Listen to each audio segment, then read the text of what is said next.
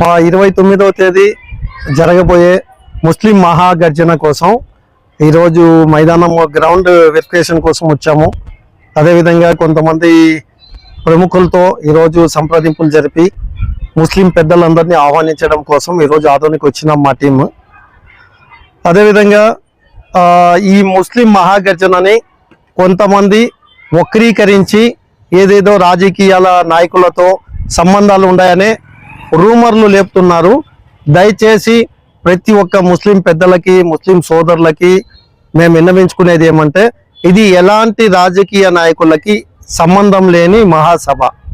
ఇది కేవలం మన ఉనికిని, అదేవిధంగా మన యొక్క భవిష్యత్తుని గుర్తించడం కోసమే రాజకీయ నాయకులకి, అదేవిధంగా రాజకీయ పార్టీలకి మా వాయిస్గా వినిపించడం కోసమే ఈ మహాసభ ఏర్పాటు చేశాము.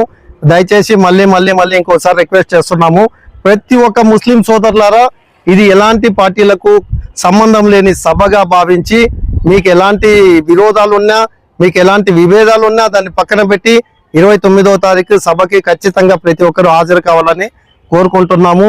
అదేవిధంగా ఈ వాయిస్ మనం 29వ తేదీ వినిపిస్తేనే రాజకీయ నాయకులకి మన వాయిస్ వినిపెడుతుంది.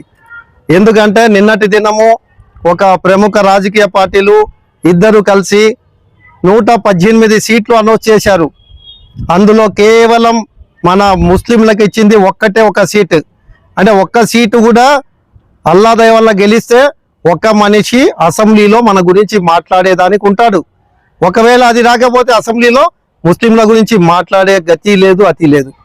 ఇలా ఉంది మన పరిస్థితి. ఒక్కసారి మీ రాజకీయ పార్టీలను పక్కన పెట్టండి, మీ యొక్క వేరే విరోధాలని పక్కన పెట్టండి, ఇప్పటికన్నా కళ్ళు తెరవండి.